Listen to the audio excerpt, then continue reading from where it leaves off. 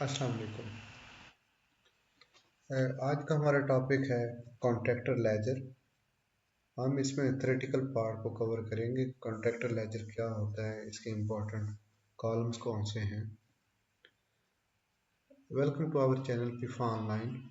Contractor ledger public works account में बड़ा important होता है। एग्जामिनेशन पॉइंट ऑफ व्यू से भी कभी कभी ये क्वेश्चंस आ जाते हैं कि आपको एक क्वेश्चन दिया होता है, जैसे मैं आपको दिखाऊं। ये क्वेश्चन इस तरह से देते हैं, उसमें डिफरेंट एंट्रीज दे देते हैं कि आप इसे कॉन्ट्रैक्टर लेजर में पोस्ट करना होता है उसे। तो इसकी पहले इंपॉर्टेंट नोट पॉइंट्स जो है ना वो अंडरस्टैंड कर लेते हैं, ताकि फिर हमें क्वेश्चन करने में आसानी होगी।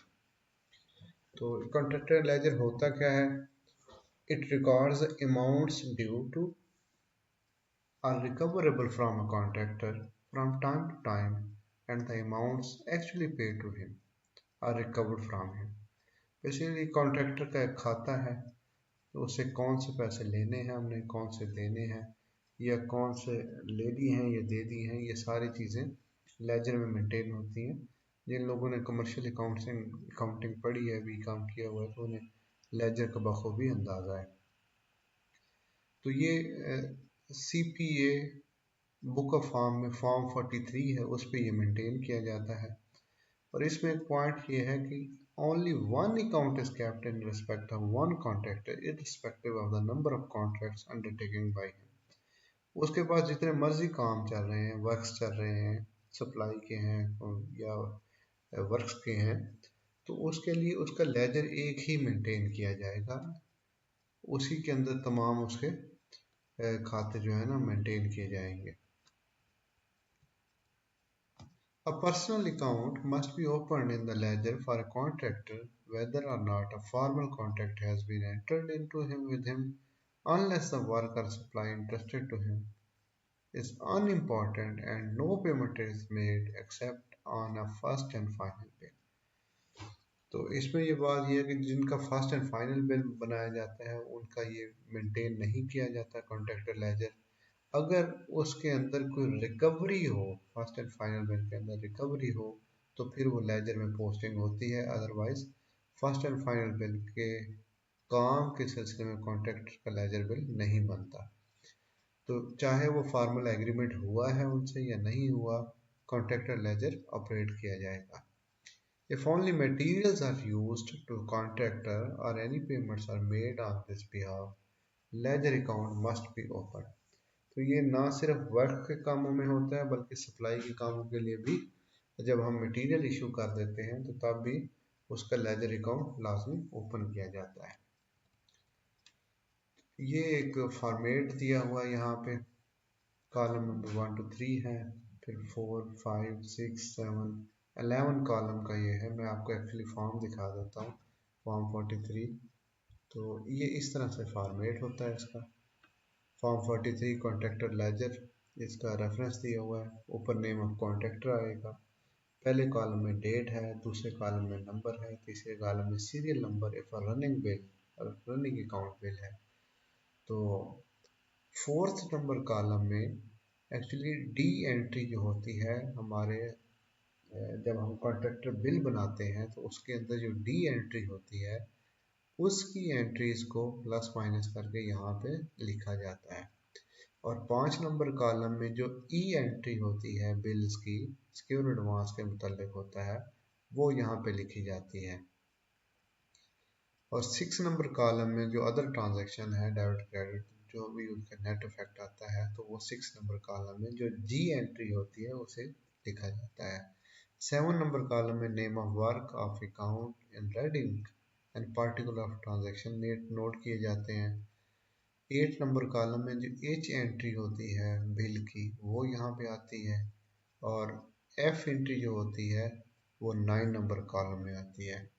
टोटल वैल्यू ऑफ वर्क और सप्लाईज जो है वो 10 नंबर कॉलम में आती है। और ये जो वैल्यू है ये बिल की ए एंट्री होती है। और 11th कॉलम जो है ये रिमार्क्स का कॉलम है। तो उसके बाद इसका डिटेल ऑफ बैलेंसेस आखिर में बनाए जाते हैं, जो डिवीजनल ऑफिसर इसे साइन करता है। उसमें ये पॉइंट सी में डायरेक्ट डाल के ये जो है रनिंग अकाउंट बिल से मुतल्लिक हैं, जो ये फॉर्म 26, 26A, 27A और 27B से मुतल्लिका होते हैं। तो इसमें ये है कि फर्स्ट एंड फाइनल बिल अगर उसमें कोई रिकवरी नहीं है तो वो लेजर अकाउंट उसका मेंटेन नहीं होता। दोबारा चलते हैं उसी नोट्स की तरफ। तो ये आपको कॉलम अंडरस्टैंड हो गए। तो कॉलम नंबर 4 में जैसे मैंने पहले बताया कि जो फिगर जो डी है रनिंग अकाउंट बिल की वो लिखी जाती है, और कॉलम नंबर 5 में सिक्योर एडवांस की जो एंट्री ई है वो लिखते हैं।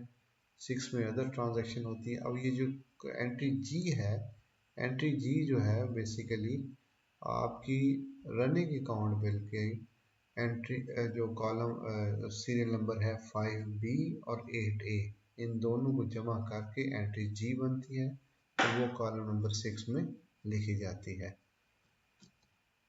चलिए, ये दोबारा वही बात आ गई कि फर्स्ट एंड फाइनल बिल की नहीं लिखी जाती unless a recovery is made from the contractor. दूसरे केसेस में अगर अमाउंट पेड हो रही है या रिकवर्ड हो रही है कॉन्ट्रैक्टर से, वो लिखी जाएगी। उसमें value of material issued plus recovered होगा, फाइन और फॉर बैड वर्क होगा। तो जब उसे लेवी करेंगे या रिकवर करेंगे तो माइनस करेंगे, लेवी कर रहे हैं तो प्लस करेंगे, मटेरियल इशू कर रहे हैं तो प्लस करेंगे, रिकवर करेंगे तो माइनस कर देंगे। अमाउंट विद हेल्ड की है माइनस होगी, अगर वही अमाउंट रिलीज कर दिए तो प्लस कर देंगे। और इसी तरह expenditure incurred at contractor's cost की है तो प्लस करेंगे, रिकवर होगा तो माइनस हो जाएगा।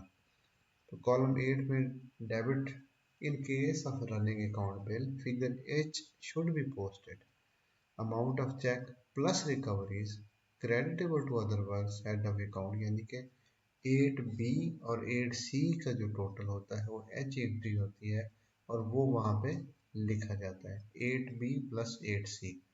In other cases, the total amount paid or chargeable is entered. Running account में एच एंट्री यानी 8B प्लस 8C को जमा करके लिखते हैं, बाकी तमाम केसेस में टोटल अमाउंट लिखी जाती है। कॉलम 9 में क्रेडिट का है, इसमें एफ एंट्री जो है वो पोस्ट की जाती है अगर वो रनिंग अकाउंट हो। दूसरे केसेस में amount payable to the contractor is posted, जो अमाउंट कॉन्ट्रैक्टर को दे रहे हैं वो हम लिखते हैं। 10 नंबर कॉलम में टोटल वैल्यू ऑफ वर्क्स है, इसमें एंट्री ए को लिखा जाता है जो कॉन्ट्रैक्टर बिल में होता है। अच्छा, ये एक नोट है, in a token of a cheque the last entry in column 10 should be initialled and dated by the divisional accountant. Entry A जो है वो डिविजनल अकाउंटेंट की इनिशियल होना ज़रूरी है। दूसरी बात यह है कि ledger account should be close and balanced monthly. ये इम्पोर्टेंट पॉइंट है, एमसीक्यू में भी आ सकता है। After closing the personal account should be detailed so as to show the amount outstanding in the 3 suspend account. कौन कौन से suspend account? Advance payment, secure advance and other transaction. Divisional accountant should ensure correctness of the contractor's ledger. तो ये divisional accountant की जिम्मेदारी है कि वो इंश्योर करे कि उसमें फिगर्स करेक्ट की जा रही है। अच्छा जी, column number 8 minus column number 9 is equal to column number 4 plus column number 5 plus 6। तो कॉलम नंबर 4, 5, 6 का जो टोटल होता है वो अगर 8 नंबर कॉलम में से 9 को माइनस करें तो उसके बराबर हो जाता है। इन case of contractor delays receiving the payment of his final bill for more than 1 month after the bill has been passed, the amount due to him may be credited to the public works deposited. अच्छा जी, in case a contractor has been overpaid, then the net amount recoverable may be debited to the miscellaneous works advances. अच्छा, ये एक बड़ा अहम है कि transaction that does not form part of the contractor ledger. If contractor's bill has been prepared and passed for payment but has not been yet paid, fine for delay, security deposits submitted by contractor, higher charges of T&P और recoveries pertaining to the other domains, तो ये ऐसी transaction है और first and final bill unnecessary recovery पहले discuss किया। Material issue to the contractor where the contract is for labour only. तो ये वो जो ट्रांजैक्शन है जो हम लेजर में, कॉन्ट्रैक्टर लेजर में नहीं नोट करते। An other ledger is maintained for the accounts relating to the issue of the material directed to the work when contract is of the labor or the work is to be done departmentally and also for the land acquisition. It has a 13 columns. तो ऐसी सूरत में जहाँ पे labour work यानी labour contracts हो, material को department खुद दे रहा हो या खुद कर रहा हो, तो फिर वो फॉर्म 43A इस्तेमाल किया जाता है। तो ये आज का टॉपिक था। हम इसमें देखा हमने कॉन्ट्रैक्टर लेजर को, कॉन्ट्रैक्टर लेजर के कॉलम्स को। अगर आप कॉलम को सही अंडरस्टैंड कर लेंगे तो कॉन्ट्रैक्टर लेजर का क्वेश्चन करना आपके लिए बहुत आसान हो जाएगा। मैं इंशाल्लाह कोशिश करूँगा कि एक कोई प्रैक्टिकल क्वेश्चन भी कॉन्ट्रैक्टर लेजर का करके आपके साथ शेयर करूँ। Thank you for watching.